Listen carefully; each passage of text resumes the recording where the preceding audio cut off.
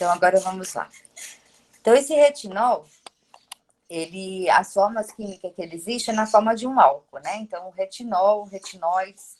E, geralmente, esse formato de retinol, ele está presente nos alimentos de origem animal. E nos alimentos de origem vegetal, nós temos uma substância que é precursora da vitamina A ou dos retinóides, que ela pode ser transformada em retinol, que são os carotenoides, que são aqueles pigmentos amarelos que estão presentes nos alimentos, tipo abóbora, cenoura, manga, né? Então, a gente tem vários tipos de carotenoides. O beta-caroteno, especificamente, que tem mais coloração amarela, né? Amarelo, alaranjado, ele é o principal substância que pode ser convertida em vitamina A ou na vitamina A em retinol, tá? Então, a gente pode dizer o seguinte, que a vitamina A, na forma de retinol, na sua forma ativa, ela está presente em alimentos de origem animal, então, principalmente o leite, a gema de ovo é onde a gente contém maior quantidade de vitamina A, tá? Ativa, que tem essa função principalmente de sua ação principalmente na formação da rodopsina, que eu falei para vocês agora há pouco, né? Que esse pigmento que auxilia na visão noturna. E os carotenoides, eles são substâncias que com estrutura muito semelhante à vitamina A, é como se ele fosse duas moléculas de vitamina A juntas, tá? E quando essas duas moléculas de vitamina A estão juntas, ela tem um outro papel que não é da vitamina A ativa, né? Ela atua, por exemplo, como um antioxidante, mas não como vitamina A. Para ela se transformar em vitamina A ou em retinol, ela precisa ser quebrada ao meio, por exemplo. Ela precisa ser metabolizada e transformada em vitamina A. Todo carotenoide que a gente consome através dos alimentos é transformado em vitamina A? Não. Somente quando a quantidade que a gente ingere através do alimento, dela na forma ativa, que a gente não consegue ingerir, tá? Então, essas formas a gente chama formas pré-formadas, né? Que são ativas, que têm alguma ação no organismo, principalmente nessa ação da visão, é o retinal e o retinol. Então, eles estão na forma de álcool e na forma de aldeído, tá? Então, são duas formas ativas da vitamina A que tem a principal função, né, atuar na formação da rodopsina, tá? Então, essa vitamina A se liga à opsina, que é uma proteína, e forma a rodopsina, que também é uma outra proteína, que é um pigmento que tem essa importância aí na visão noturna para os seres humanos, né?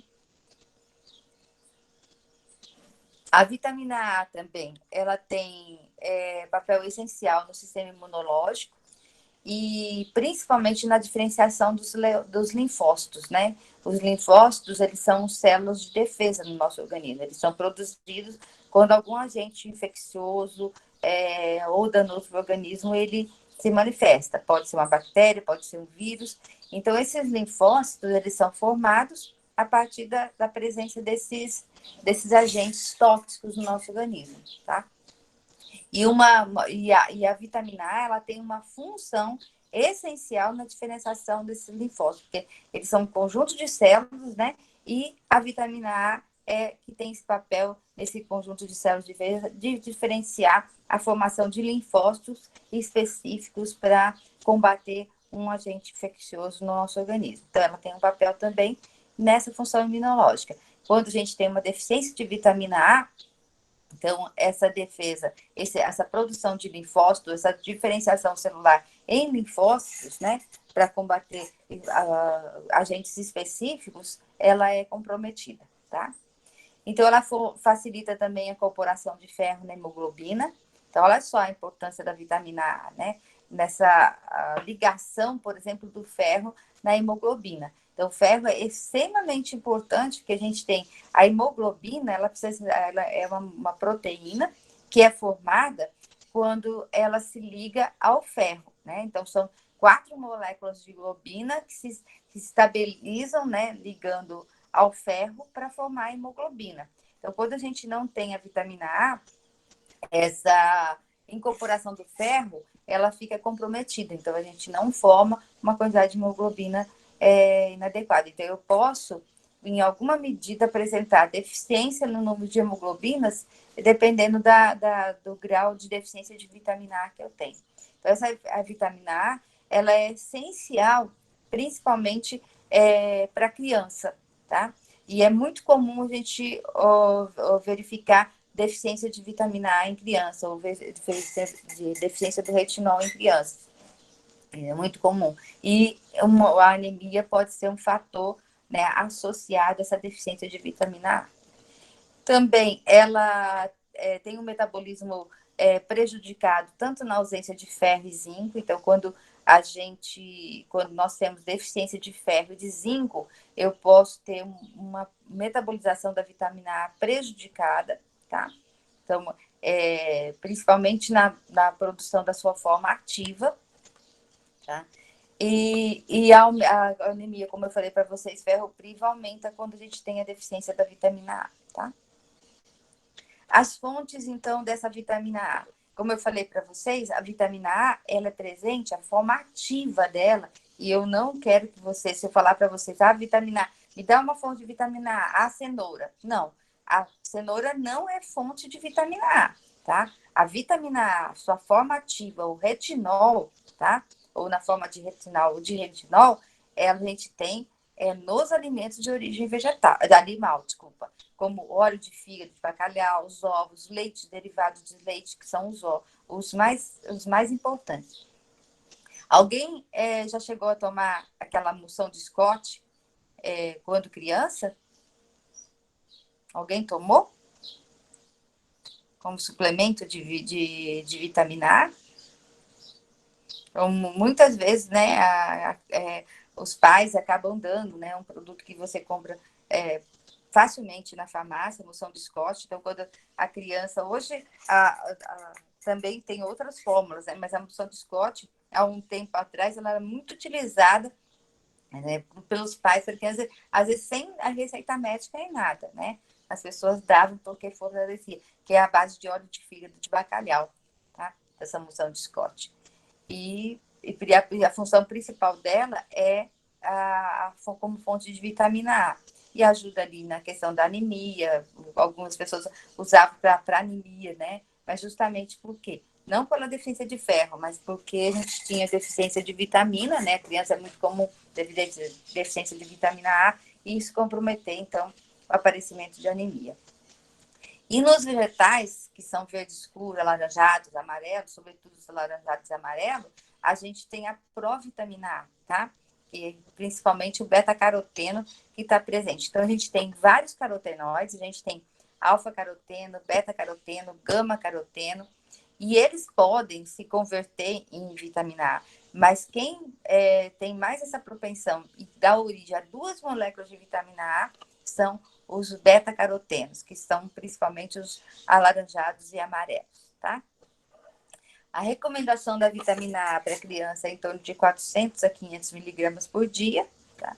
E para o adulto de 600 a 900 micrograma por dia. Então, a quantidade é bem pequenininha, também é pequena nos alimentos, mas é uma quantidade que, se não for consumida de forma adequada, ela pode causar vários prejuízos, tá? A deficiência de vitamina A, ela é um problema mundial de saúde pública.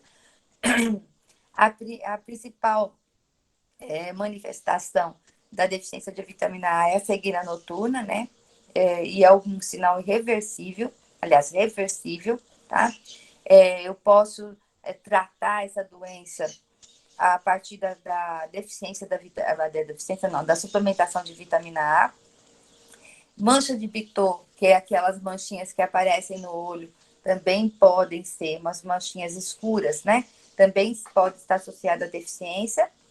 E a xeroftalmia, que já são ulcerações mesmo na córnea, né? Na córnea dos olhos, e aí ela é uma situação já mais grave e pode ser irreversível, tá?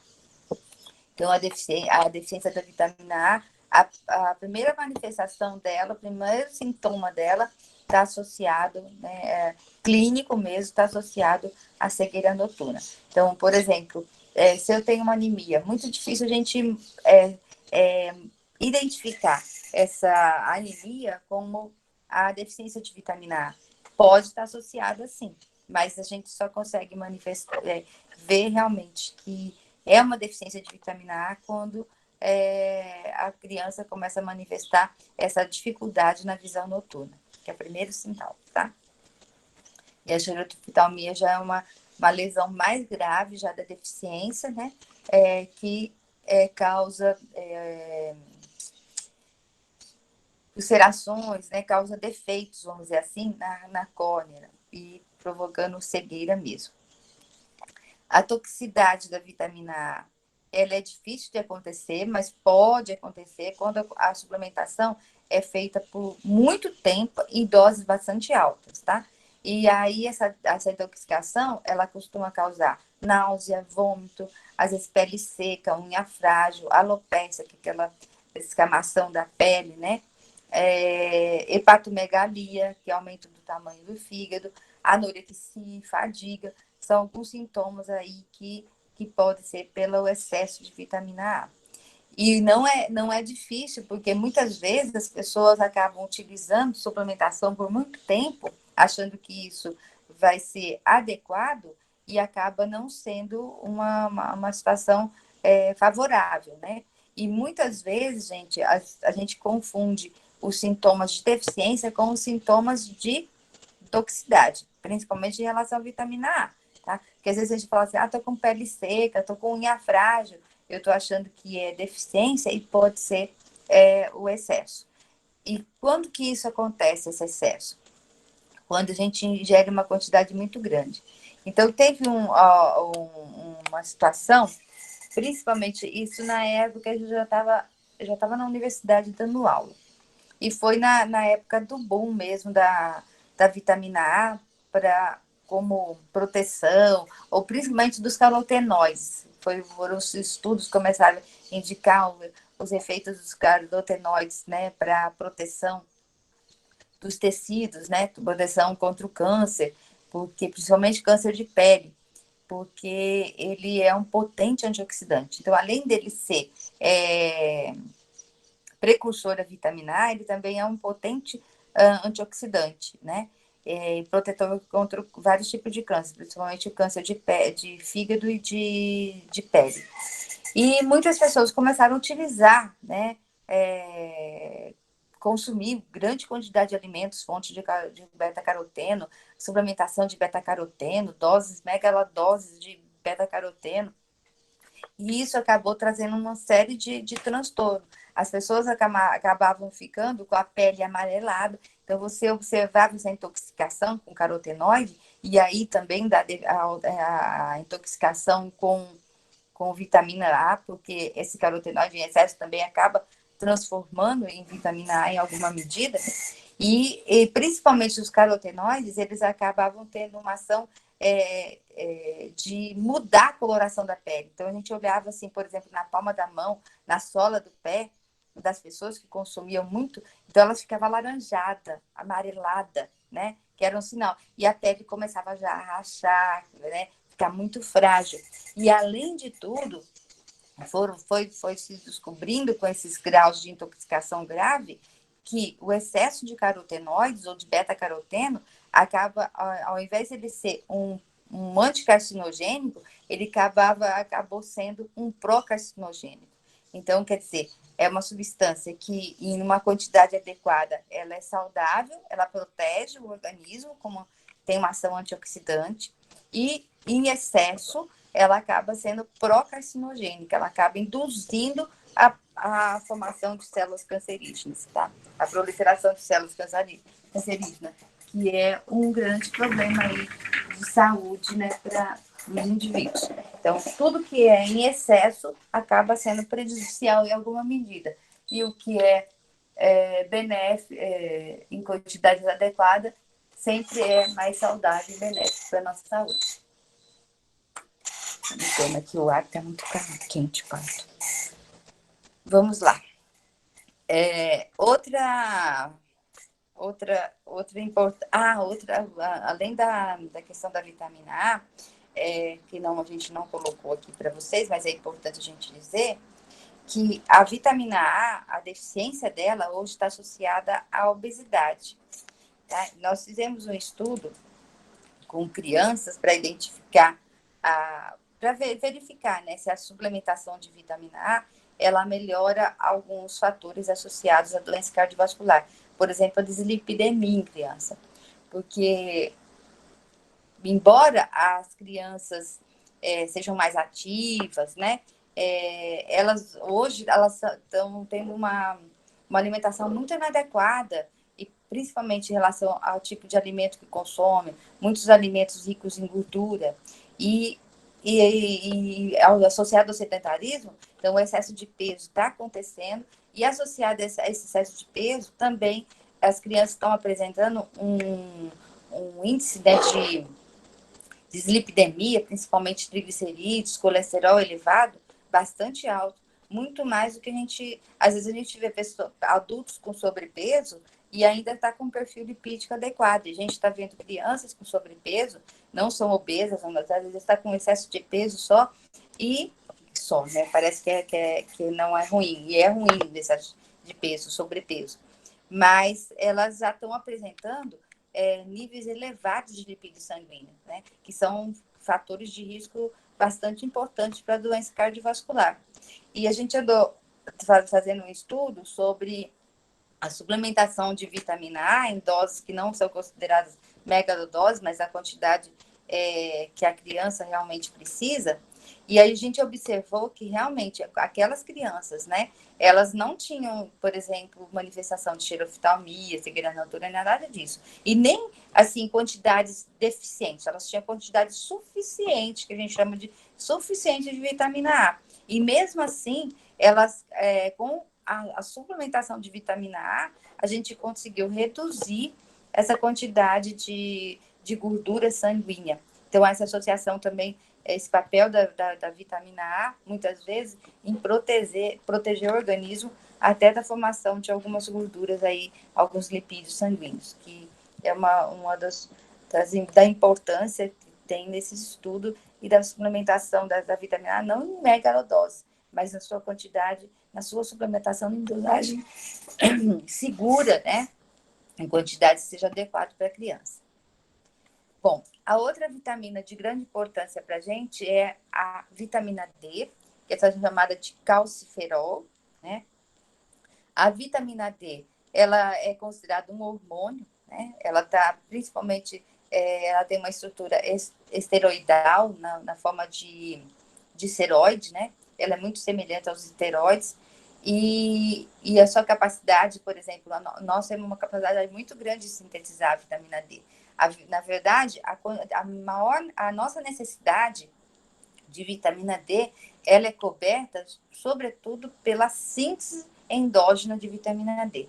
Mais do que a alimentação, o nosso corpo consegue produzir a vitamina D, tá? E essa vitamina D, ela é formada no nosso organismo a partir de quem? De uma molécula super importante, que é o colesterol. E ela é considerada um esteroide, né? Um esterol, porque o colesterol é um esteroide. O colesterol, ele dá origem aos hormônios esteroides no nosso organismo. E também dá origem à vitamina D. E aí, essa vitamina D também é um sinalizador aí para a síntese de vários hormônios. E essa vitamina D, ela tem um papel, pelo menos de sinalizador, principalmente para a absorção de cálcio. Por isso que ela é considerada também um hormônio. Mas é uma vitamina que é sintetizada no nosso organismo a partir do colesterol. Então, o colesterol, geralmente, ele está depositado no nosso organismo na pele, né? Na epiderme, né? Esse tecido adiposo, né? Baixo da epiderme. E esse colesterol, quando se incide os raios ultravioleta, esse colesterol, ele sofre uma reação de uma enzima que vai fazer uma hidroxilação, que a gente chama, né, esse colesterol, e essa substância que a gente chama de 25 hidrocolesterol, que se formou pela ação dos raios ultravioletas, elas vão para o rim, e para o fígado para ser metabolizado na forma ativa da vitamina D, que vai ter aquele papel importante ali na questão do cálcio, né? Principalmente na retenção, absorção e retenção de cálcio nos ossos e dentes, tá? Então, essa vitamina D, ela é importante para manter os níveis de cálcio sérico, principalmente o cálcio sanguíneo e os extracelulares, né? Porque ela mantém, toda vez que a gente precisa, porque o cálcio, ele é fundamental, por exemplo, ele é fundamental para a contração muscular. E geralmente, quando a gente consome cálcio, esse cálcio é utilizado para manter a estrutura dos ossos, dos dentes, e ele fica reservado no que a gente chama de cisternas dentro da célula.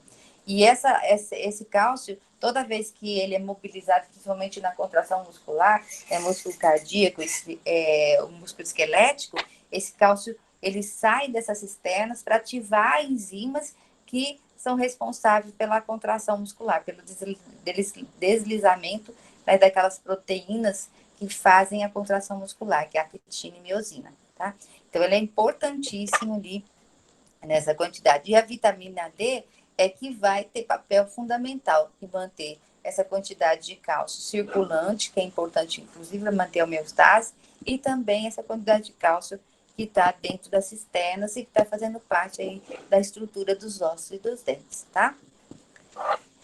Bom, 99% do... Ah, tá.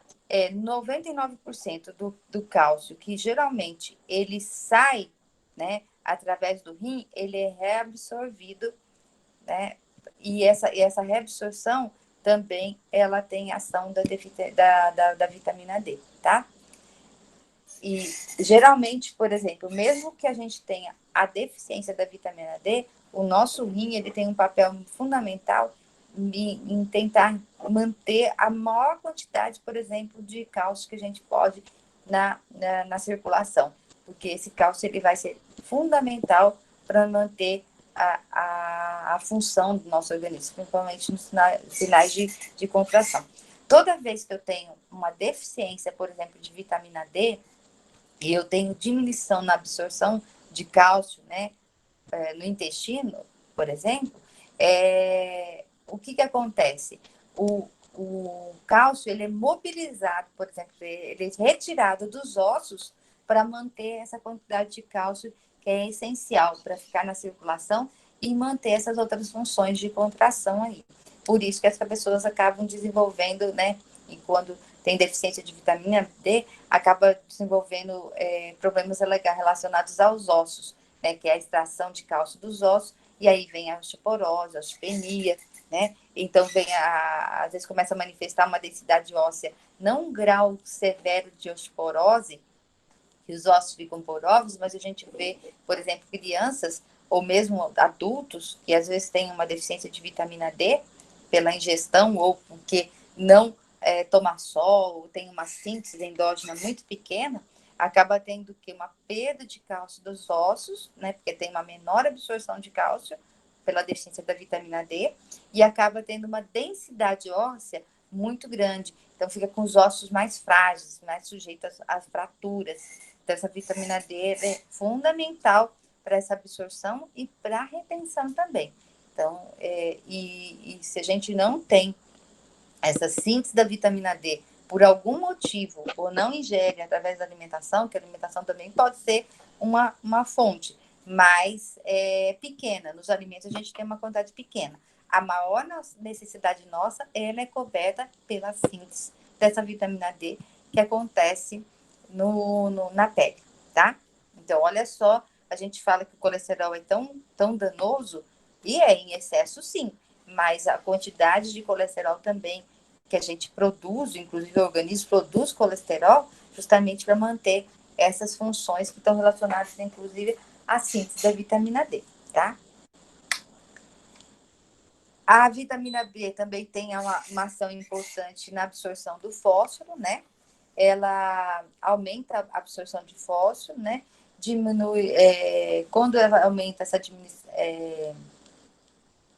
quando ela diminui, né, a quantidade, a diminuição de cálcio, de fósforo sérico, principalmente na circulação, ela vai aumentar a síntese de calcitriol e aumenta a absorção, então, desse íon. Então, toda vez que a gente tem uma redução desse fósforo no organismo, existe um aumento, né, um aumento nessa absorção de cálcio, de fósforo, né, no intestino. E quem ajuda nessa absorção é a vitamina D. Tem esse papel importante aí, é a vitamina D, tá? Como o calcitriol. Bom lá. A vitamina D ou calciferol, ela também estimula a formação da osteocalcina, osteopantina e a fosfatase alcalina, que são todas substâncias, né? Na verdade, sim, são moléculas que são à base de proteína, né? E fosfato, que são importantes aí na formação óssea, tá? Então, ela estimula a formação dessas substâncias que vão auxiliar aí na formação óssea, né? Ela atua com sinergia, né, em relação para o hormônio, para ativação e manutenção das células osteoclásticas, que são importantes na formação das células ósseas, né? E também tem uma importância fundamental no transporte de cálcio e síntese proteica. Então, além dessa importância no cálcio, né, na formação óssea, dentária, contração muscular, ela também tem uma importância no transporte de cálcio, que eu falei para vocês, inclusive mobilizando o cálcio ósseo, e também papel na síntese de proteínas intracelulares, por exemplo, a osteocalcina, a osteopantina e a fosfatase alcalina, que são enzimas proteicas, né? A fosfatase, sobretudo a fosfatase, que é uma enzima, ela também atua aí nessa formação dessas moléculas.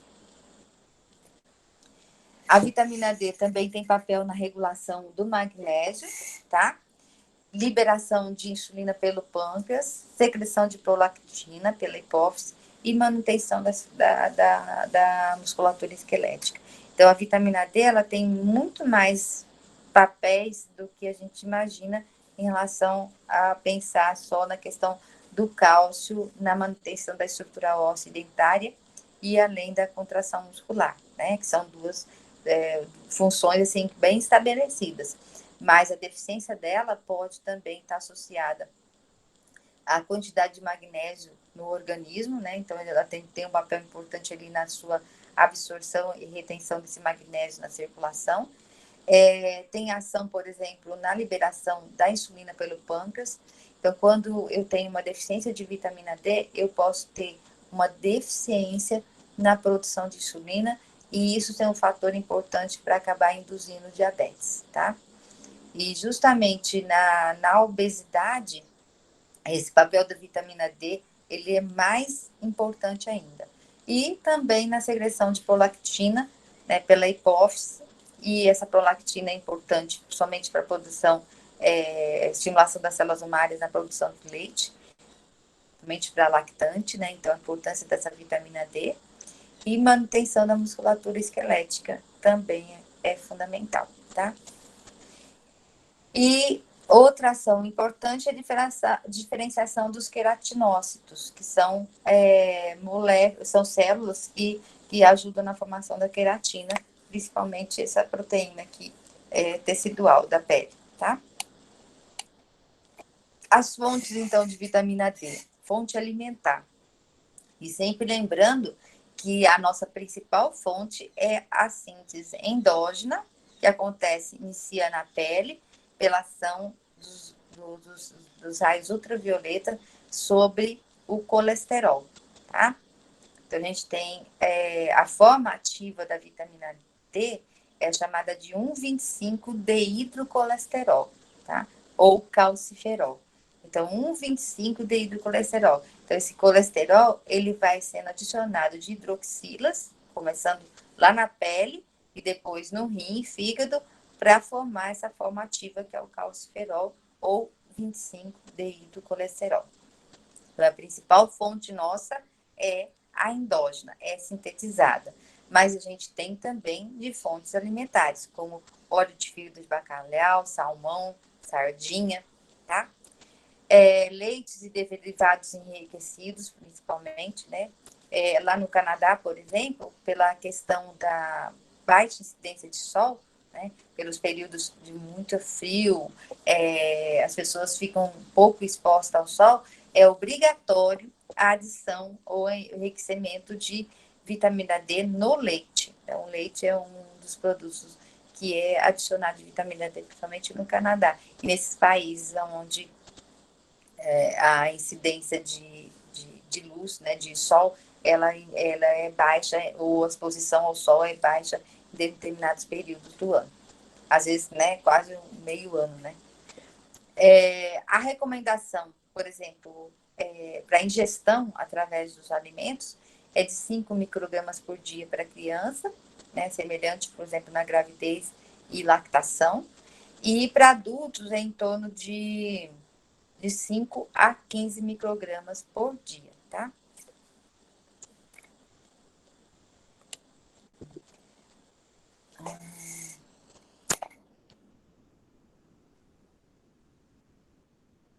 Nossa, o Ederson tá querendo falar alguma coisa, Ederson, porque eu não tô conseguindo, porque eu tô com o celular, né, falando, e estou com a tela cheia. Eu vi que você mandou mensagem, mas já sumiu do WhatsApp. Se eu tirar aqui, eu não vou conseguir enxergar. Deixa eu dar uma olhada aqui. Bom dia, professora. Bom Não, dia. não. Eu acabei atrasando aqui uns 20 minutinhos, aí eu não falei nada para não atrapalhar a aula. Tá. Eu vi que alguns alunos acabaram entrando depois, eu não sei se eles estão com problema de conexão também. O Não sei. Caire entrou e saiu, enfim. Então, o meu Se alguém tiver microfone com problema, me fala aí.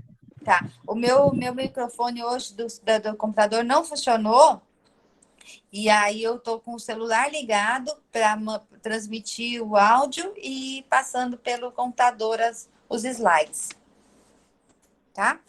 Qualquer coisa você me Tá, chama também. Se os alunos, eu não estou vendo tá o bom. chat nem nada, você vai acompanhando para mim, tá? E os alunos, eles estão todo mundo Tá, quietinho hoje, mas podem perguntar se tiver alguma dúvida.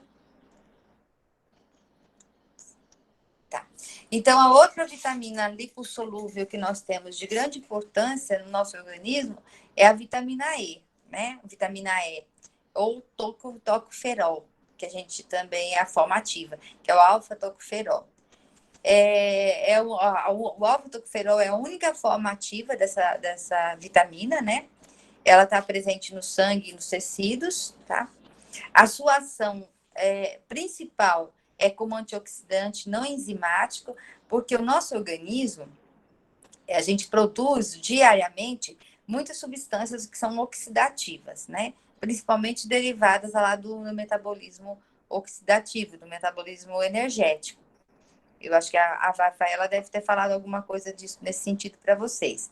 Então, a questão da gente estar fazendo a respiração celular, durante esse processo, aumento de moléculas de oxigênio, e essas moléculas de oxigênio acabam formando, né, substâncias que são substâncias oxidativas, como os peróxidos, superperóxidos. E o nosso organismo, ele acaba produzindo, que são as substâncias que são antioxidantes, que combatem, né, essas moléculas que são oxidativas, que têm o efeito, por exemplo, de aumentar a apoptose das células, que é a morte celular, aumentar o envelhecimento, provocar várias doenças associadas, né, à proliferação desordenada de células, que são as células cancerígenas, além dessas substâncias oxidativas também formarem as placas, né, auxiliar na formação das placas que essas placas que a gente chama placas de ateroma nas artérias, principalmente se ligam à gordura e formam aquelas placas que vão entupir os vasos sanguíneos e acabar aumentando pressão arterial e vários outros problemas aí isquêmicos, né, relacionados ao problema cardiovascular. Então, essas moléculas oxidativas, né, que são danosas para o nosso organismo, à medida que a gente vai produzindo, o nosso organismo também vão produzindo essas substâncias. Então, a gente tem, por exemplo, enzimas no nosso organismo, como a catalase e tem mais uma outra enzima que a gente produz, que elas são substâncias que são antioxidantes, tá? E essas substâncias antioxidantes, elas vão combater as substâncias que são oxidativas que a gente produz. Então, naturalmente, a gente produz essas substâncias. Mas, por exemplo, a gente tem a questão da contaminação ambiental, poluição ambiental, estresse, alimentação inadequada, fumo, uso de álcool. Então, a gente tem vários fatores associados aí ao nosso estilo de vida que acabam aumentando demais a proliferação de substâncias oxidativas, que essas nossas enzimas que a gente produz para combater é insuficiente, tá? E aí a gente acaba lançando mão de quem? De substâncias externas, né, que pode vir da alimentação, que tem esse papel também de auxiliar na proteção do nosso organismo. E a vitamina E é uma dessas substâncias que tem um alto potente antioxidante. Ela ajuda o nosso organismo a combater as substâncias que são oxidativas, que são danosas para o nosso organismo, tá? Então, ela tem uma função antioxidante, não enzimática, em ambientes lipofílicos, ou seja, principalmente nas membranas celulares. E na membrana celular, elas vão proteger sobretudo da proliferação ou da destruição dessa membrana celular, né? Então, elas vão proteger as nossas células da peroxidação lipídica, protege. Então, a gente não tem essa quebra da membrana, então a gente mantém a integridade dessas células, essas células ficam mais protegidas, vamos dizer assim. Então, a gente não tem uma morte celular acelerada, a gente tem uma proteção dessas células, a gente não tem um estímulo, né, para a proliferação celular desordenada. Então, essa vitamina E, ela vai fazer o quê? Proteger, né, o nosso organismo ou nossas células contra a oxidação, principalmente a oxidação dos lipídios que fazem parte da membrana celular, tá? Então, olha só a importância da vitamina E. Então, a gente tem substâncias que a gente produz naturalmente, nosso corpo produz, mas às vezes eles não são suficientes. E aí a gente precisa do quê? Dessas substâncias externas vindas da alimentação para proteger. E a vitamina E é uma delas. Então, olha só, nós já vimos hoje, por exemplo, que a vitamina A também tem esse papel antioxidante, né? Pode proteger nossas células. Os carotenoides que dão origem à vitamina A, né, que pode ser quebrado em vitamina A ou metabolizado em vitamina A, também tem esse papel. E agora a gente tem o quê? A vitamina E. Então, das enzimas, das vitaminas que a gente viu até agora, nós vimos a vitamina C, que é uma vitamina hidrossolúvel, com papel importante na proteção contra as substâncias oxidativas, né? Nós temos a vitamina A, ou os carotenoides, por exemplo, que são precursores da vitamina A, e temos agora a vitamina E também como uma substância potente antioxidante. Então, quando a gente consome alimentos que são ricos em vitamina E, a gente está ajudando o nosso organismo a se proteger contra a oxidação, né, que pode ser proveniente do próprio metabolismo do corpo ou substâncias externas que a gente recebe aí pelo nosso estilo de vida, então associado ao nosso estilo de vida, tá? Então, também, ó, além dessa proteção da membrana, ela protege ele contra a oxidação. Você lembra quando eu falei que da formação das gorduras sanguíneas, né, se depositarem nos vasos sanguíneos, né, como é que a gente chama? Na íntima dos vasos, né, para formar as placas. Então, a vitamina E, ela vai ajudar, né, a proteger a oxidação desse LDL, porque é o LDL, que é uma lipoproteína que carrega gordura, que é oxidada, né, para a formação dessas placas ateroscleróticas que nós chamamos. Então, a vitamina E ela vai proteger a oxidação dessa molécula. Então, ela vai diminuir o risco de formação de placas ateroscleróticas.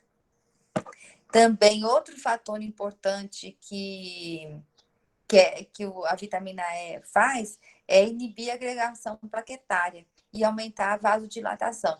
Essa agregação plaquetária também é importante para a formação dessas placas e, além de tudo, para aumento da resistência dos vasos sanguíneos, né? Então, quando a gente inibe essa agregação plaquetária, eu vou permitir uma vasodilatação. Então, os vasos eles ficam menos rígidos, né? Então, ele promove um relaxamento desses vasos, né? Então, essa agregação plaquetária ela é ruim, e ela é boa em determinada ação, mas o excesso dela ela pode causar grandes prejuízos. Então, ela também protege contra essa agregação de plaquetas, né? Que também são células de defesa do nosso organismo. Deixa eu ver aqui. As fontes da vitamina E, né? Aonde que nós temos vitamina E? Geralmente, os óleos vegetais, eles são ricos em vitamina E, né? Porque eles estão geralmente em grãos que dão origem aos óleos, né? Então, como ela é uma vitamina lipossolúvel, ela está geralmente ligada à parte mais lipídica dos alimentos. Então, por exemplo, o germe, né, do trigo, ele é riquíssimo em vitamina E, tá? E a gente pode ter extração de óleos e gorduras desse germe de trigo, do próprio trigo, né, principalmente do germe. Girassol, amêndoa, soja, milho, amendoim, algodão. Então, são fontes, né, externas que dão origem, são fontes, né, vegetais que dão origem a óleos, né? Muitos dessas fontes vegetais são comestíveis, como o milho, a soja, a amêndoa, girassol. Girassol também pode ingerir. Trigo, amendoim, né? O azeite de oliva também é outra fonte de vitamina E potente, tá? E as oleaginosas, como amêndoa, pistache, castanha do Brasil, que é castanha do Pará, castanha de caju, nozes, né? Todas essas oleaginosas aí também, elas são fontes de vitamina E, tá? Então, estão em grande quantidade. Agora, essa vitamina E, a grande importância dela, por ela ser um potente antioxidante, o que acontece? A presença de oxigênio, ela destrói a vitamina E, porque o que ela faz? Ela vai tentar combater aquele oxigênio e impedir que ele reaja com o organismo. Então, por exemplo, vocês já perceberam, por exemplo, uma castanha ou, sei lá, milho mesmo, né?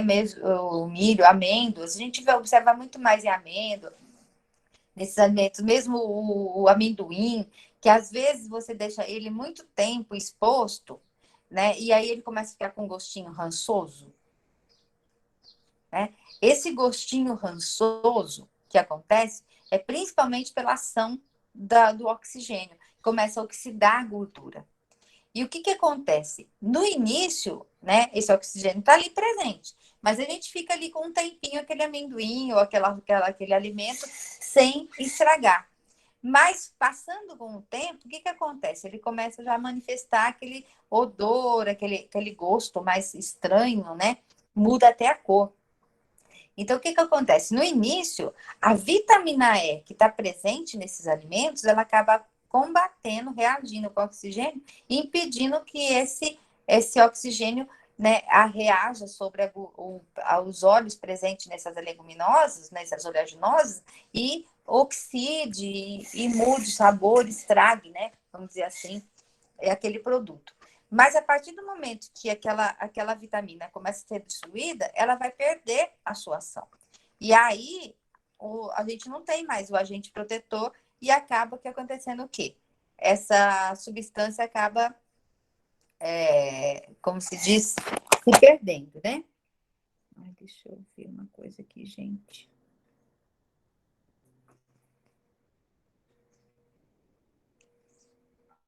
Vocês estão me ouvindo?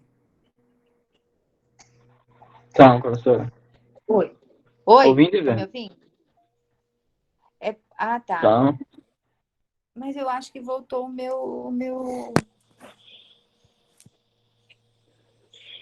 Ah, não, tá aqui, tá certo, tá tudo bem. já tá falando. Não, achei que o celular tinha desligado, mas não, tá funcionando direitinho. Tá arrumando. Então, olha só. Aqui eu estava falando, que eu me perdi aqui. Então, essa vitamina E, então, à medida que ela vai sendo destruída, porque ela vai combatendo essa oxigênio, a ação dele sobre os olhos, a gordura desses alimentos, ela vai sendo destruída e ela vai se perdendo. Então, na verdade, ela acaba assim, naqueles produtos que são muito velhos, ou que a gente deixa muito exposto, o teor de vitamina D ele vai sendo destruído, tá? Então, toda vez que eu tiver desses produtos em casa, eu tenho que deixar em um local fresco, arejado. Arejado não. Fresco, o arejado sim, mas a embalagem, que é onde ele está, ela tem que estar bem fechada para diminuir a exposição do oxigênio ali. Mas tem que ser um lugar fresco e bem higienizado para não aquecer fungo nem nada disso, né?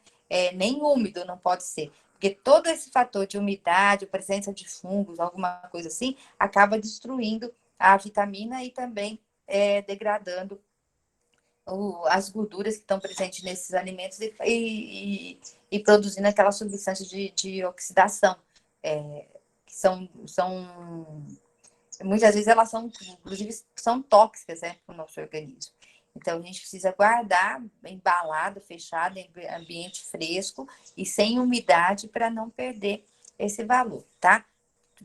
Tanto em questão de vitaminas. Então, por exemplo, a gente observa muito, às vezes a pessoa compra germe de trigo, ou às vezes compra linhaça, e essas são oleaginosazinhas que também são ricas de vitamina E. E muitas vezes a gente compra esse produto, ele já sem moído, né? E esse moído a gente perde muito a questão da vitamina E, porque a gente expõe muito a pele, por exemplo, desses alimentos, eles ajudam contra evita a oxidação, né? A entrada de oxigênio, principalmente reagir com essas gorduras, e a gente mantém mais o teor de vitamina. E à medida que eu deixo esse elemento mais exposto, o teor de vitamina ele vai perdendo. Um exemplo que eu queria que vocês depois observassem na casa de vocês, principalmente quando a gente tem óleos, né?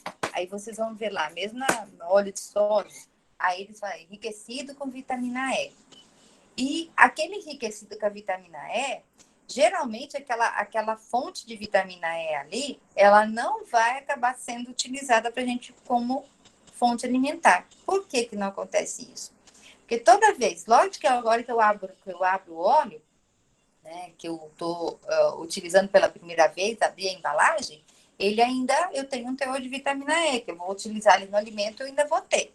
Mas à medida que a gente vai deixando esse óleo, né, na embalagem, e a gente deixa essa embalagem muito aberta, o oxigênio vai entrando e vai reagindo com a gordura e vai oxidando. Inclusive, vai reagindo com a vitamina E para proteger a gordura. Só que chega uma hora que vocês observam, né? Às vezes, quando a gente não gasta muito óleo em casa, e esse óleo dura lá uns 15 dias, 20 dias, vocês vão observar que quando vocês abriram a embalagem, ela estava com. O óleo estava clarinho. E à medida que ele vai ficando na embalagem, e mesmo a gente não usando, um óleo limpinho, que você nunca não utilizou, à medida que vocês vão vendo passando o tempo, ele vai escurecendo. Por que ele vai escurecendo? Porque a gente vai perdendo a vitamina E e aí ela não consegue mais proteger contra a oxidação. E aí o óleo começa a apresentar algumas substâncias de oxidação que inclusive atuam sobre a cor. Então, por exemplo, a gente tem que deixar os olhos muito bem embalados, né? Fechadinhos, pode deixar ele muito aberto, para evitar, por exemplo, a perda tanto da vitamina como para não reagir com oxigênio, e até a formação de substâncias lá que são oxidativas, que acabam sendo danosas aí, né? Irritando a mucosa gástrica, trazendo alguns transtornos, né? Às vezes diarreias, às vezes dores de cabeça, que são substâncias que naturalmente são produzidas, né? Pela reação do oxigênio com a gordura. Então, precisa tomar bastante cuidado se a gente vê que o óleo está com cheiro estranho, ou ele mudou muito de cor, ficou muito mais escuro, significa que a gente tem maior quantidade de substância oxidativa. E que, em alguma medida, se for, por exemplo, para criança, para idoso, isso pode trazer alguns transtornos, tá? E a quantidade de vitamina E, ela é menor quantidade, por exemplo, na manga, no mamão, no abacate, na uva, ameixa, né? Mas ela tem, mas uma quantidade bem pequenininha, mas também tem. Só que da mesma forma que nos outros alimentos, né? A gente deixando esse alimento exposto, aberto, essa vitamina E acaba sendo oxidada, tá? A recomendação da vitamina E para criança é em torno de 4 a 5 microgramas por dia, para adulto de 11 a 15 microgramas, e na gestação aumenta-se uma quantidade aí em torno de 15 para 15 ou 19 microgramas, tá? Então, acaba aumentando um pouquinho para cobrir essa necessidade aí de proteção também para a gestação e pela lactação, porque o metabolismo da gestante, da lactante, ele aumenta, e, logicamente, a produção de substâncias oxidativas também é maior, tá? A toxicidade, a gente não encontra estudos, né, quando as dosagens são em torno de 100 até 300 miligramas, não há relato de toxicidade, tá? Mas doses excessivas, né, podem causar, por exemplo, hemorragias. Vocês lembram que eu falei da formação das plaquetas, né? Então, o excesso e a formação de plaquetas são importantes para a gente manter uma certa coagulação sanguínea e tudo mais. Então, quando a gente começa a suplementar doses muito altas, eu posso inibir essa ação plaquetária e acabar causando hemorragias também, tá? E a deficiência de vitamina E é rara, tá? Mas se ela se manifestar, porque os alimentos, a gente consome uma quantidade até suficiente através da alimentação, a deficiência dela é rara, mas se acontecer, ela está associada à neuropatia periférica e danos resultantes do estresse oxidativo. Por exemplo, a hemólise peroxidativa, quando a gente tem uma deficiência, então aquele processo oxidativo celular ele está aumentado, né, e acaba causando danos, por exemplo, a hemólise, né, que é quebra de células por peroxidação, destruição celular ali, tá? Então é bastante importante para a gente. E a última vitamina, que é a vitamina K, que também, como a vitamina A, opa, desculpa, gente. Como a vitamina D, a maior parte que a gente, da nossa necessidade, ela é coberta pela nossa produção endógena. A vitamina D, vocês viram lá que ela é formada, né, a necessidade nossa, a maior parte da nossa necessidade, ela é coberta pela conversão, né, do colesterol na pele em vitamina D, né, ativa, que é o colecalciferol, ou a 1,25-deidrocolesterol. Então, a partir do colesterol, os raios ultravioletas incidem na pele e estimula algumas enzimas a transformar esse colesterol em vitamina D. Né? Então, no fígado, inicialmente na pele, depois no rim e fígado. A vitamina K é outra enzima, olha, é outra vitamina que também a nossa necessidade é coberta pela produção de bactérias no intestino, para vocês terem uma ideia, tá? Então, a maior necessidade nossa é coberta por elas. Espera só um minutinho, pessoal, por favor.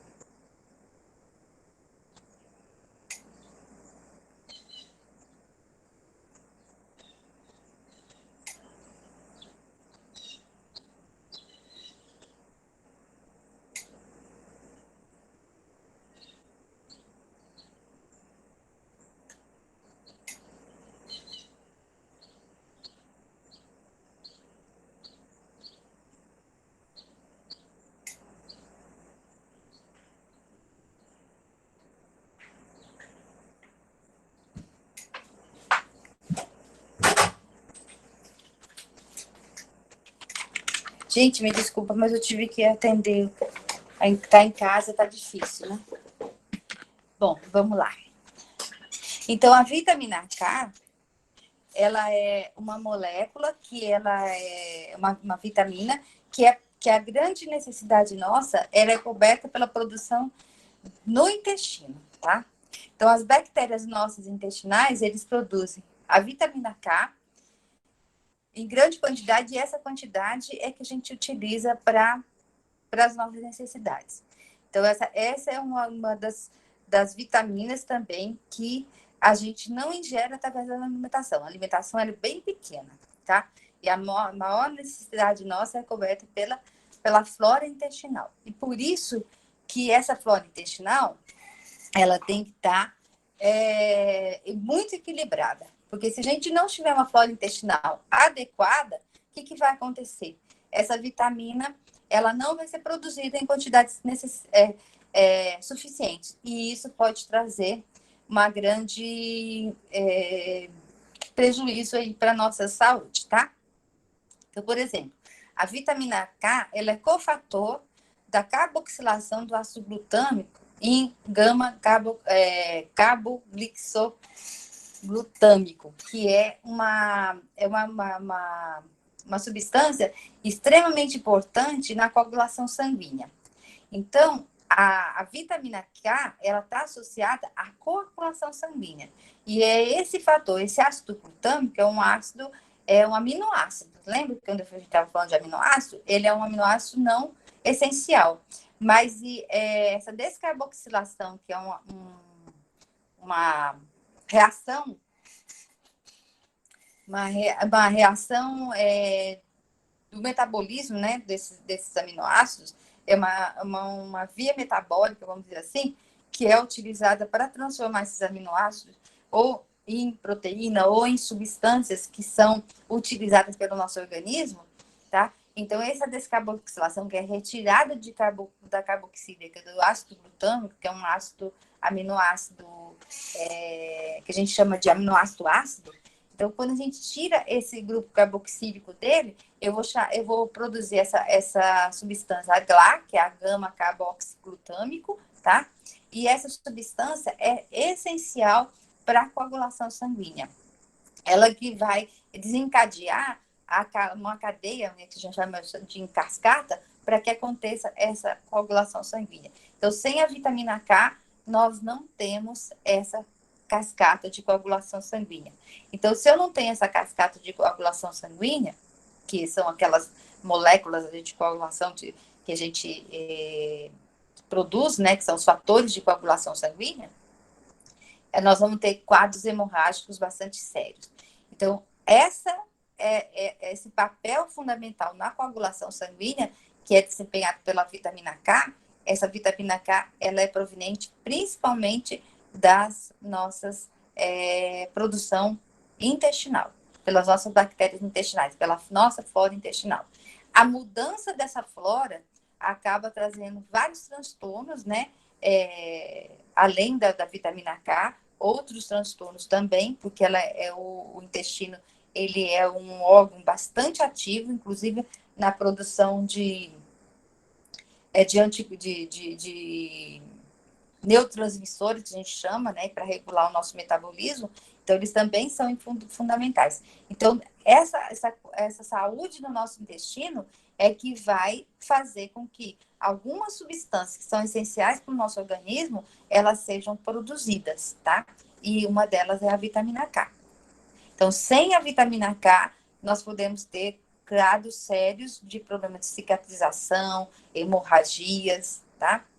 E principalmente as meninas, né, as mulheres, no período de fértil, elas precisam muito dessa vitamina K pelas perdas sanguíneas mensais que tem, tá? Então, muitas vezes, quadros hemorrágicos, né, pode estar associado a uma deficiência da vitamina K e que pode estar associada a uma saúde intestinal e acabar dificultando o processo de coagulação sanguínea e causando aí algumas hemorragias, né, uma perda de sangue muito elevada e ainda trazendo outros transtornos, como anemias, né, recorrentes e outros transtornos que podem acontecer, tá? Beleza. A vitamina K, ela também pode ser obtida através dos alimentos. Nos alimentos, ela está no formato que a gente chama de filoquinona, tá? Mas a quantidade é pequena.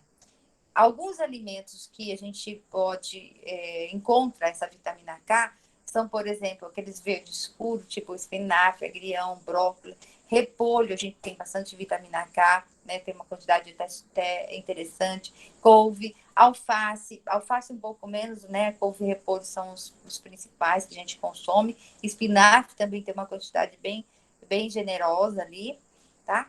Óleos vegetais como soja, canola também, a gente encontra vitamina K. Agora, o grande problema em relação à vitamina K nesses vegetais é a biodisponibilidade, ou seja, a absorção deles é muito baixa. Então, apesar deles terem grande quantidade, a absorção é muito baixa, tá?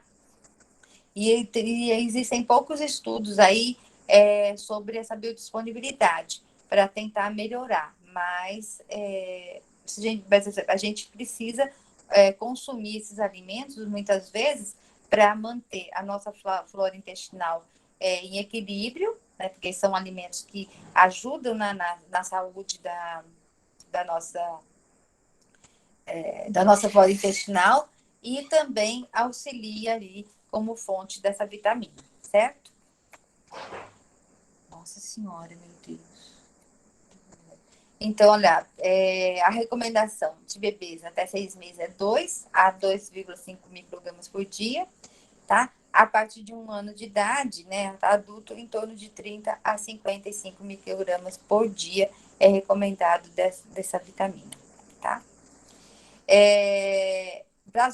Para homens, em torno de 60 a 120, para mulheres, em torno de 60 a 90 microgramas por dia. Toxicidade, não há relatos e, principalmente, precisa tomar muito cuidado com essa vitamina para pacientes que tomam anticoagulantes, tá? Então, porque ela pode aí atuar em sinergismo e acabar trazendo alguns transtornos, né? Então, a gente tomar cuidado para não tomar excesso dela quando se toma os anticoagulantes.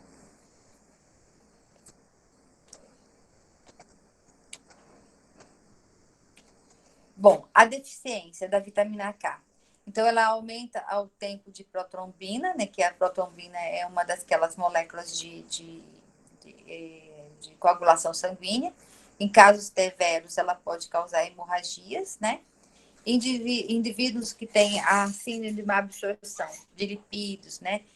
Doenças gastrointestinais, câncer, alcoolismo, cirurgias e dieta inadequada, eles podem apresentar deficiências de vitamina K e administração de antibióticos também por longos tempos, porque ele destrói a flora bacteriana, também pode levar à deficiência da vitamina K. Geralmente, a gente não precisa de suplementação de vitamina K, tá? Mas em alguns casos nós precisamos. Então, em alguns casos são as cirurgias, por exemplo, né? No caso de pessoas que tomam aqueles anticoagulantes, como eu falei para vocês depois. No caso, por exemplo, de pessoas que têm um consumo muito acelerado de álcool. Então, situações onde a gente modifica a nossa flora intestinal, eu preciso muitas vezes dessa vitamina, de suplementar essa vitamina. Beleza. Então, desse conteúdo de vitaminas, né, a gente se errou. Alguma dúvida, gente? Vamos voltar aqui, então, eu vou começar agora a apresentar um outro conteúdo que é sobre alimentação das crianças, né? Vamos lá. Todo mundo tá vendo? Então, a gente vai começar. Beleza? Sim, Tá, beleza. beleza. Tá. Vamos falar aqui agora um pouco sobre a alimentação das crianças, né? Porque o nosso foco é a escola, tá? Então, a gente precisa um pouco conhecer. Então, até agora a gente viu sobre os alimentos, sobre os nutrientes, tá? O que cada um desempenha no nosso organismo, as fontes alimentares e a forma de preparo. Então, a gente falou bastante até agora sobre como cuidar dos alimentos, o valor que eles têm, né? O que o alimento representa para a gente. Nós vimos sobre os nutrientes que estão presentes nesses alimentos, as principais funções desses nutrientes, os alimentos que são fontes deles, tá? É lógico que foi muita informação. Ninguém quer aqui que vocês sejam nutricionistas, não é isso, mas que conheçam um pouquinho sobre essa questão dos alimentos e do conteúdo da presença dessas substâncias que estão neles, que a gente chama de nutrientes e não nutrientes, e o papel que ele tem para o nosso organismo. E agora a gente vai falar um pouco dessa relação que a alimentação tem, principalmente com as crianças, né? E a gente vai falar sobretudo assim das crianças, né? Da necessidade, principalmente, né, de crianças e adolescentes, e em alguma medida também dos adultos. Porque a gente acaba tendo muitas relações aí sobre esse assunto. Mas vamos pensar assim, ó. Se eu pensar sobre as necessidades nutricionais, ou seja, o que uma criança, um adolescente, um adulto precisa, né, em relação à alimentação? Será que essas necessidades nutricionais dos nutrientes presentes nos alimentos, elas diferem? Por que elas diferem? Né? E será que elas são tão diferentes assim?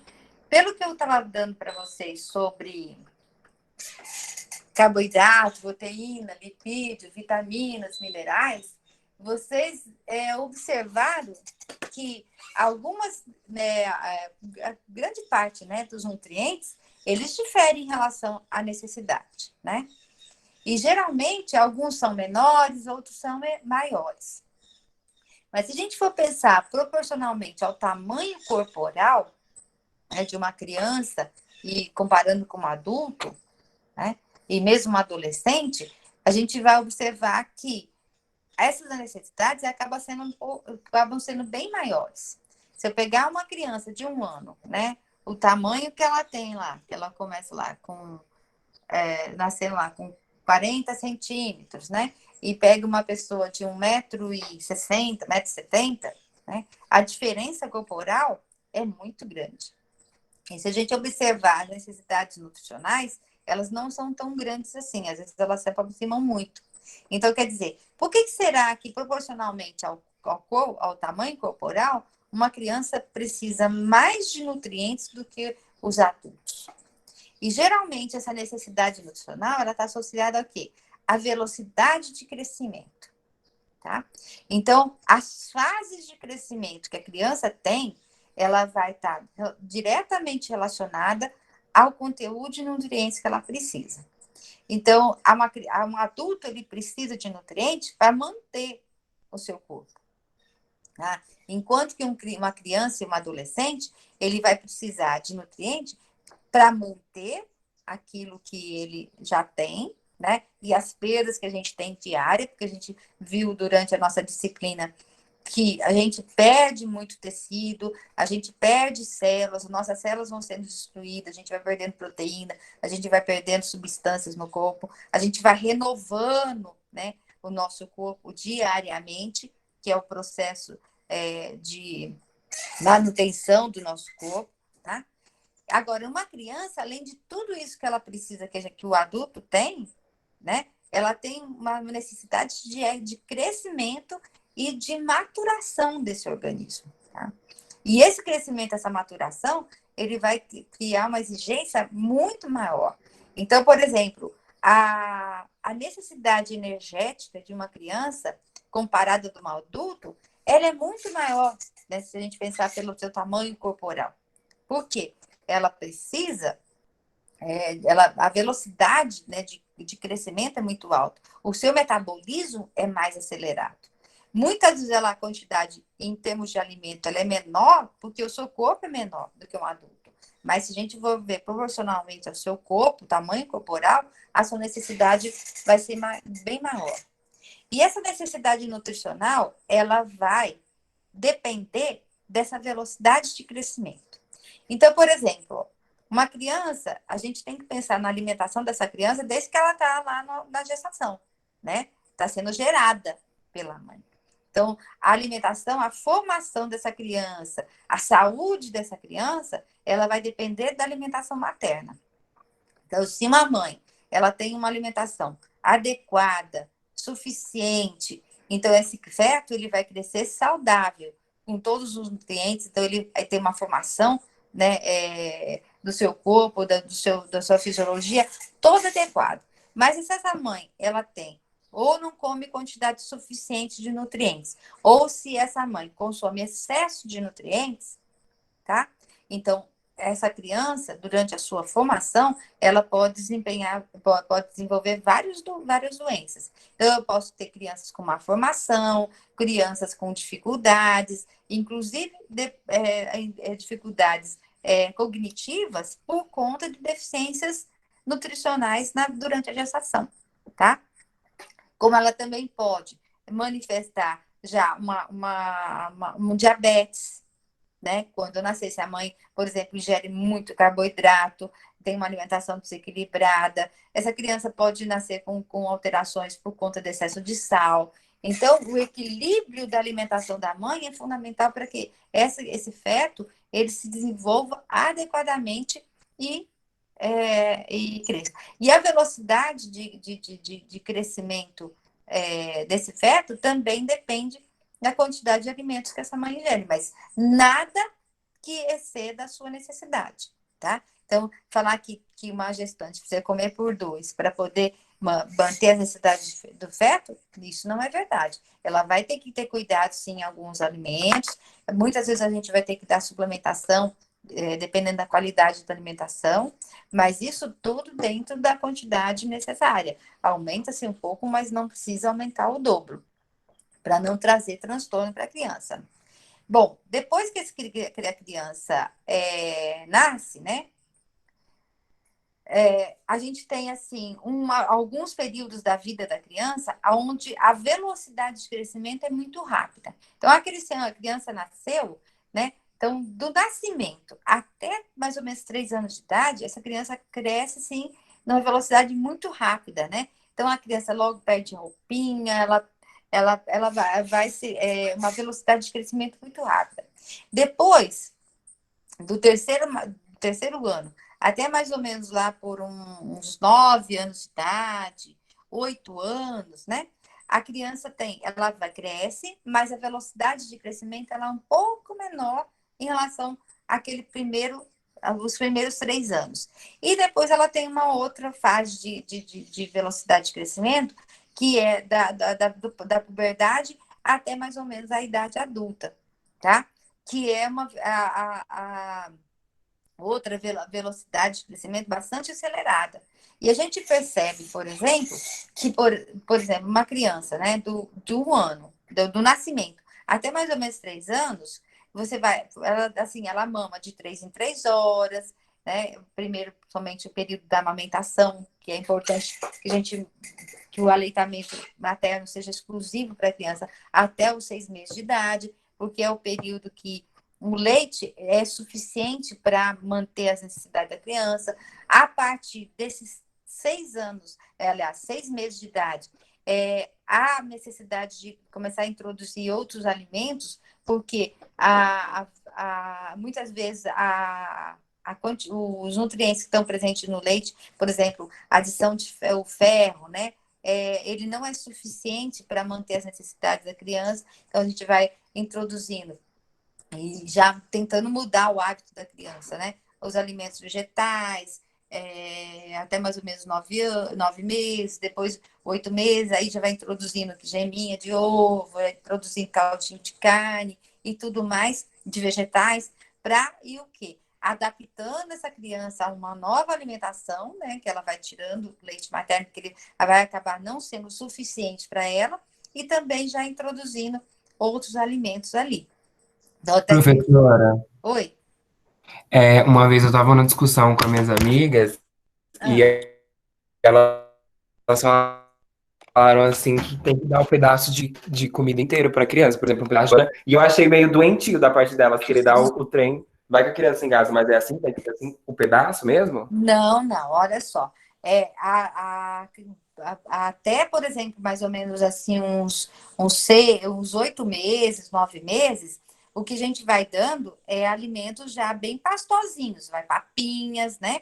Aí, A a papinha, né? papinha. Aí o que que acontece? A gente vai dando o alimento inteiro para a criança, para ela ir acostumando com o gosto, com a textura, a partir do momento que a criança ela consegue fazer uma deglutição adequada, porque tem crianças que não conseguem. Então, se ela consegue já pegar, por exemplo, um pedacinho de. Mas sempre aquelas frutas molinhas, né? Eu não vou pegar, por exemplo, eu vou dar um pedacinho de mamão, aí a criança já vai comer. A partir do momento que ela começa a ter dentinhos, aí que eu vou dar alimentos mais duros, que a gente sabe que ela vai conseguir já começar a mastigar. Mas até o momento da criança não ter dentes, a gente vai dando alimentos que são mais macios e mais pastosos. Por exemplo, se eu vou dar fruta, eu não vou dar uma maçã, eu vou dar um mamãozinho, porque o mamão ela vai chupando, ele vai derretendo.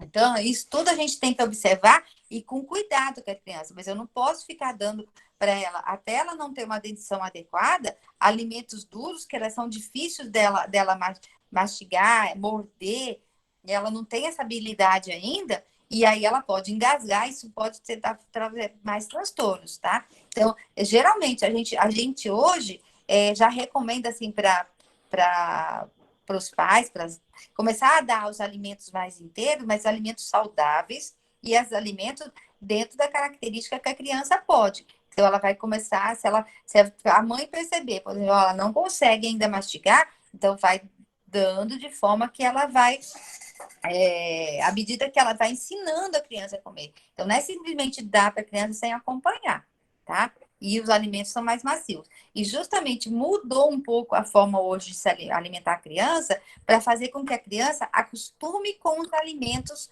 mais saudáveis e mais inteiros, né? A gente, para manter para essa criança começar a ter gosto pelo alimento e não ficar só querendo comer alimentos, por exemplo, biscoitinho, bolachinha, papinha, iogurtezinho, porque eles acabam dando só esse alimento e a criança acaba perdendo essa noção, por exemplo, do que é uma cenoura, do que é uma beterraba, do que é um mamão, do que é qualquer fruta. Mas essas frutas e esses alimentos, eles têm que começar a dar para a criança, mas numa textura que ela consegue mastigar, morder e elas desmanchem na boca, tá? Eu não posso dar alimentos duros para a criança. Agora, a partir do momento que a criança já consegue morder, a gente percebe que ela consegue deglutir, mastigar direitinho, aí a gente vai liberando a textura dos alimentos.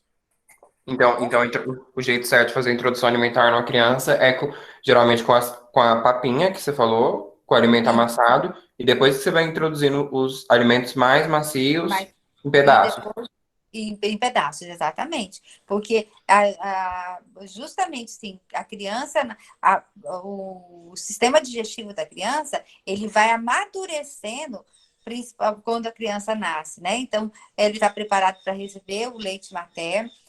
Por exemplo, muitas alergias acontecem quando a gente começa a introduzir alimentos inadequados, principalmente industrializados para a criança, muito precocemente. Então, tem pais, mães que começam a dar produto industrializado, iogurte, e porque é tudo maciozinho, já começa a produzir alimentos, já começa a pôr produto industrializado. E produto industrializado, eles têm o quê? Muito aditivo químico. E as crianças começam o quê? Manifestar alergias, né? Muito cedo a substância, porque elas não estão preparadas para se defender, né? O organismo dela não está preparado para se defender dessas substâncias químicas inadequadas. Às vezes vem com toxinas, né? Então, a gente quanto mais natural esse alimento que for dado para a criança, menos aditivo químico ele tiver, melhor. Por isso que a gente fala, preparar os alimentos, fazer as papinhas, para ela começar a se adaptar a esse novo alimento que está entrando, né? Ela não tem as enzimas digestivas numa quantidade suficiente para poder fazer a digestão de grandes quantidades de alimentos pesados ou ou carnes, ou que eles não estão, alimentos que eles nunca consumiram, eles não estão com enzimas apropriadas. Então, tem que ser introduzido gradativamente, tá? Então, olha só. Então, nesse período onde a criança começa com a amamentação e depois a introdução dos alimentos, ela sente uma fome muito grande. Então, tudo que você dá para a criança, ela acaba aceitando. Por isso que, às vezes, a gente introduzir também alguns alimentos que é saudáveis, né? A criança começar a pegar o alimento na mão, começar a comer esse alimento, ela começa a acostumar e sem adição de nada, né? Sem adição de açúcar, sem adição de sal, sem de nada. Ela começa a acostumar com aquele gosto do alimento. Quem estraga a criança em relação ao sabor dos alimentos são os pais. Porque fala assim, ah, nossa, o leite está sem graça, a comida está sem graça, então vai lá, coloca mais açúcar, coloca mais leite, coloca mais gordura, e isso tudo prejudica demais, né? Além de introduzir alimentos que não são saudáveis, ainda faz com que a criança se acostume com os sabores que os pais estão habituados, e não do que ela precisa. E aí vem os excessos de açúcar, o excesso de sal, né? E o produto industrializado, ele é muito rico em quê? Em sal e em açúcar. Então, se a gente começa a adicionar para a criança biscoitinho, danoninho, ou papinha, que é propriamente industrializada, eles têm sal, porque eles colocam, inclusive, para preservar o alimento, né? Eles têm aditivo químico para preservar o alimento. Então, esses aditivos acabam o quê? Induzindo a criança a desenvolver gosto para alimentos que não são saudáveis. Tá? Então, a alimentação dessa criança, a partir dos 6 meses de idade, ele precisa ser muito mais natural e com muito mais cuidado. E os pais ficarem atentos para não falar assim, ah, a comida está sem graça. Não, está sem graça para ele, que está acostumado a comer sal e gordura em excesso. Mas a criança não conhece sabor. Então, quem vai ensinando o sabor dos alimentos para ela são os pais à medida que vai introduzindo o alimento. Tá? Então, até mais ou menos 1 ano de idade, essa introdução de alimentos, né, saudáveis, ela pode ser feita, vai criar um hábito na criança e ela vai se acostumar com aqueles alimentos. E, geralmente, o que a gente faz? Às vezes, coloca a criança para consumir, eu sempre falo isso para o pessoal, porque muitas vezes a gente esquece que criança sente cheiro, sente odor, né? E o cheiro, ele é estimulante. Tem alimentos que se eu pego um alimento mais natural, sem adição de óleo, sem adição de sal e tal, ele tem um aroma e tem um sabor diferenciado, tá? E muitas vezes a gente põe a criança para consumir esse tipo de alimento e acaba colocando a criança para comer esse alimento numa cozinha que é onde se está preparando outro tipo de alimento com outro cheiro. Isso faz uma confusão enorme na cabecinha da criança, porque os cheiros, eles acabam sendo estimuladores, e muitas vezes ela acaba rejeitando o alimento dela e indo para o alimento que está dando preferência para o alimento que está sendo produzido. E muito mais, depois de 1 ano que ela começa a copiar, a imitar os pais, ela começa a observar assim, olha, eu estou comendo uma coisa, meu pai, minha mãe, meu irmãozinho, não sei o que, está comendo outra, né? E ela começa a perceber que as coisas são diferentes, ela vai acabar querendo imitar o consumo, inclusive, daqueles alimentos. Então, muitas vezes, quando a gente começa a colocar a criança para comer junto, ou na cadeirinha, junto ali na mesa com os pais, é importante? Porque você começa aquela relação de sociabilização do alimento.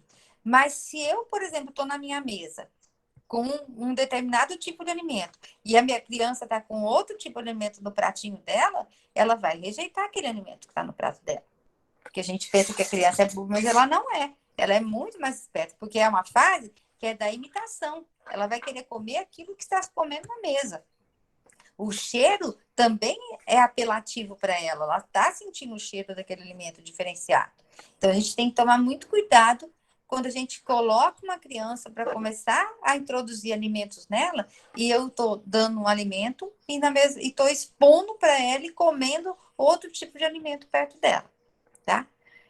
Então, a partir do momento que a criança começa a se sociabilizar mais com a família, né?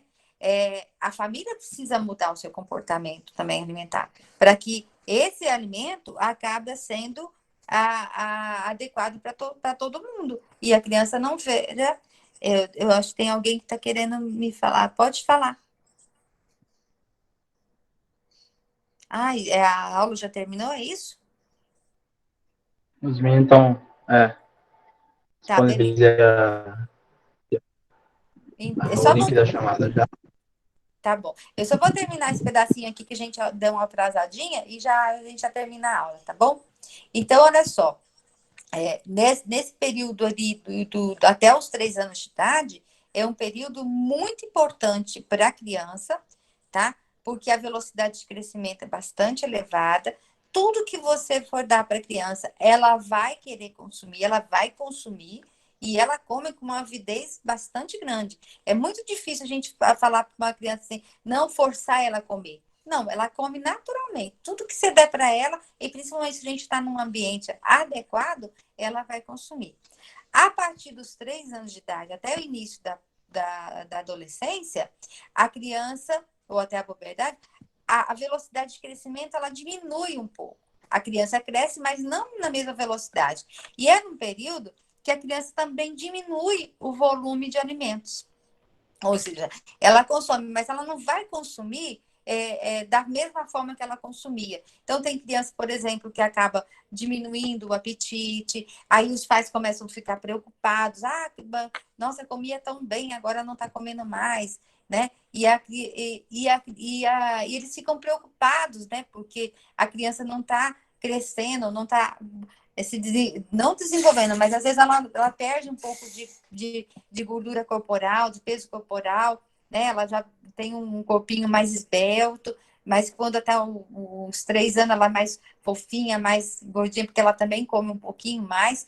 Mas é importante a gente ir acompanhando. Depois eu vou mostrar para vocês aquelas fichas de acompanhamento das crianças, porque você tem que acompanhar a estatura e o peso. Se ela estiver dentro da faixa dela, né, crescendo adequadamente, mantendo o peso e a estatura dentro daqueles padrões que a gente espera, ela está adequada.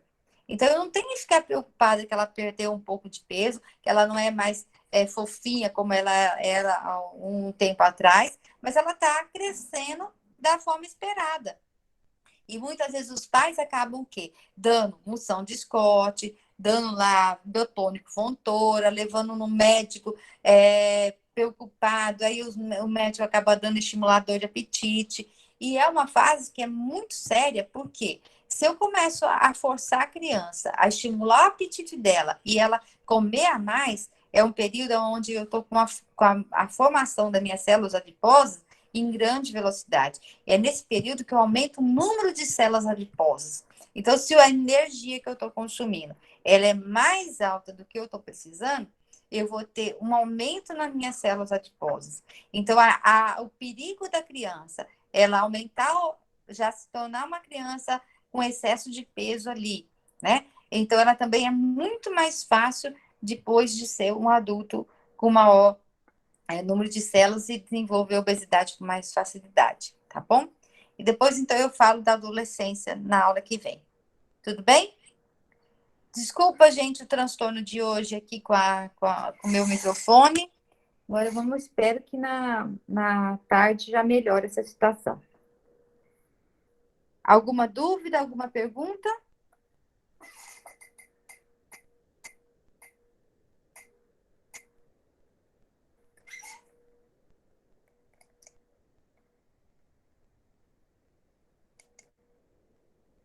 Ninguém pergunta Aqui no nada? chat, Oi? não. Não. A Júlia falou, não, Estão todos professora. perdidos. Não, professora, fechou. Uhum. Tá de boa. Então tá bom, pessoal. Beleza. Vão com Deus. Obrigada, viu?